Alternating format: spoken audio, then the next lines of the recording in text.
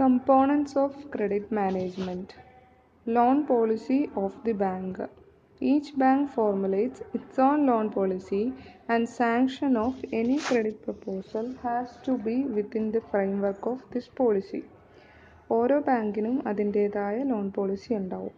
അപ്പോൾ credit proposal വരുമ്പം ആ ഫ്രെയിംവർക്കിനകത്ത് നിന്നിട്ട് വേണം, ലോൺ പോളിസി അനുസരിച്ചിട്ട് വേണം നമ്മൾ ലോൺ കൊടുക്കാനായിട്ട്. The formulation of credit policy is influenced by various factors like market conditions, policies of the competitors, banks on SWOT analysis and RBI guidelines. Credit policy എങ്ങനെയാണ് ഉണ്ടാക്കുന്നത്? മാർക്കറ്റ് കണ്ടീഷൻസ് അനുസരിച്ചിട്ടാണ്. അതായത് മറ്റുള്ള ബാങ്കുകൾ എങ്ങനെയാണോ പോളിസി ഉണ്ടാക്കിയിരിക്കുന്നത്, അവരുടെ ഇൻട്രസ്റ്റ് റേറ്റ് എന്തൊക്കെയായിരിക്കും, പിന്നെ നമ്മുടെ SWOT analysis, strength, weakness, opportunities, threat analysis ചെയ്യാം. എന്നിട്ട് ബാങ്കിന് എത്ര ഇൻട്രസ്റ്റ് റേറ്റ് കൊടുക്കാൻ പറ്റും നോക്കുക, അങ്ങനെയുള്ള കാര്യങ്ങൾ. പിന്നെ RBI എന്താ പറഞ്ഞിട്ടുള്ളതെന്ന് നോക്കുക. അതനുസരിച്ചിട്ടാണ് ക്രെഡിറ്റ് പോളിസി ഫോർമുലേറ്റ് ചെയ്യാൻ പറ്റുന്നത്. The loan policy normally contains guidelines about the following aspects: exposure limits for single borrowers and groups. Loan പോളിസിക്ക് അകത്തുള്ള കാര്യങ്ങളാണ് പറയുന്നത്. 1. Exposure limits for single borrowers and groups. Single ബോറോവർക്ക് എത്ര കൊടുക്കാം, ഗ്രൂപ്പിന് എത്ര കൊടുക്കാം. 2. Exposure limits for individual sectors. Individual sectors, ഓരോ സെക്ടേഴ്സ് ഉണ്ട്. Real estate, capital market, steel, cement, oil, automobile, software, അങ്ങനെ പല സെക്ടേഴ്സ് ഉണ്ട്. ആ സെക്ടേഴ്സിന് എത്ര എക്സ്പോഷർ ലിമിറ്റ് നമ്മൾ വെക്കണം. അതായത് ഫുൾ എമൗണ്ട് ക്രെഡിറ്റ് കൊടുക്കുന്നത് ഒരു സെക്ടറിലേക്ക് പോകാണ്ടിരിക്കാൻ വേണ്ടിയിട്ടാണ് എല്ലാത്തിനും ഓരോ ലിമിറ്റ് വെച്ചിരിക്കുന്നത്. Discretionary powers at various levels for sanctioning of credit proposals. അതായത് ഇപ്പോൾ 10 ലക്ഷം വരെ ലോൺ കൊടുക്കാൻ ബ്രാഞ്ച് ഹെഡിന് പറ്റുമായിരിക്കും, പക്ഷെ അതിന് മേലെ ലോൺ കൊടുക്കാൻ സോണലിൽ പോകണം. അങ്ങനെയുള്ള കാര്യങ്ങളാണ് പറയുന്നത്. അപ്പം ലോൺ പോളിസിയിൽ വരുന്ന 3 exposure limit for single borrowers and groups, exposure limit for individual sectors, discretionary powers at various levels, അതാണ് വരുന്നത്. പിന്നെ അടുത്തത് appraisal or assessment. Before a bank agrees to give money to a borrower, a few questions should be satisfactorily answered. Normally these questions are: ഒരു bank loan കൊടുക്കുന്നതിന് മുന്നേ bank appraise ചെയ്യണം. Appraise ചെയ്യാന്ന് പറഞ്ഞു കഴിഞ്ഞാൽ ഇത്രയും ക്വസ്റ്റ്യൻസ് ഉണ്ട്. ക്വസ്റ്റ്യൻസ് വായിക്കാം. Is the borrower trustworthy, വിശ്വസിക്കാമോ? What is it going to do with the money, എന്ത് ചെയ്യാൻ പോവാ?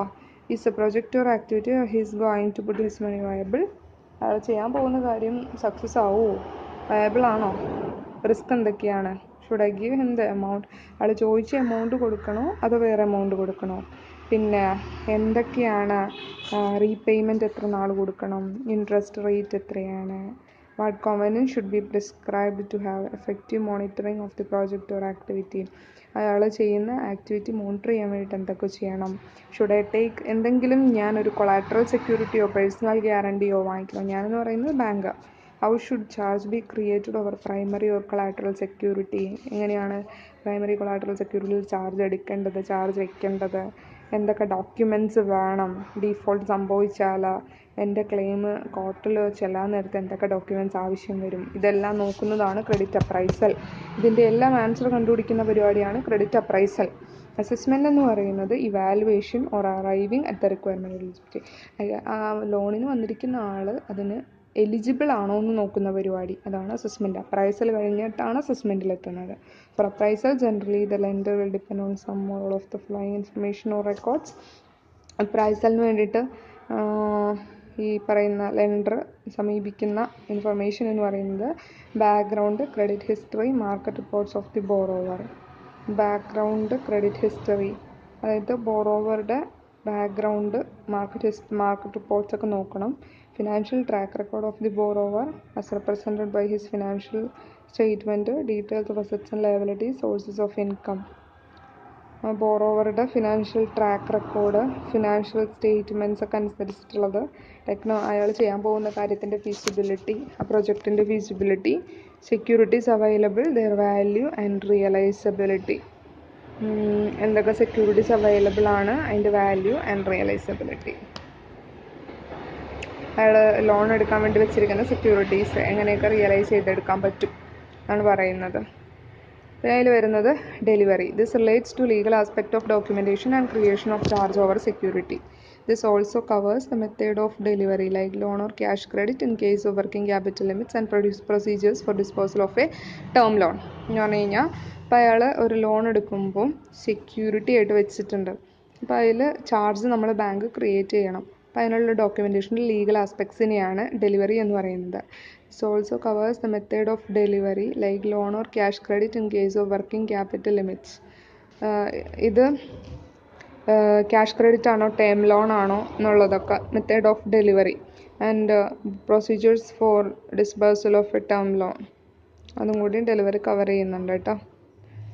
പിന്നെ വരുന്നത് control and monitoring. It is required to ensure the use of bank funds and safety and efficient monitoring and provide timely help in case of unforeseen difficulties.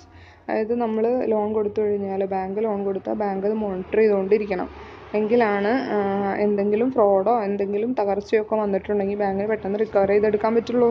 Rehabilitation and recovery എന്ന് പറഞ്ഞിട്ടുണ്ടെങ്കിൽ genuine ആയിട്ടുള്ള റീസൺസും കൊണ്ട് സംഭവിച്ചതാണെങ്കിൽ bank എന്ത് ചെയ്യണം, bank അത് ഇനിയും കുറച്ചും കൂടി ഫണ്ട് കൊടുത്ത് അത് കയറിപ്പോരും തോന്നുന്നുണ്ടെങ്കിൽ ബാങ്ക് കുറച്ചും കൂടി ലോൺ പ്രൊവൈഡ് ചെയ്യുന്നു. അതല്ല വയബിൾ ആവില്ല, കയറി പോരില്ല എന്നാണെങ്കിൽ ബാങ്ക് റീകവറിക്കുള്ള പരിപാടി തുടങ്ങും. റീഹാബിലിറ്റേഷൻ എന്ന് പറഞ്ഞു കഴിഞ്ഞാൽ കുറച്ചും കൂടിയും ഫണ്ട്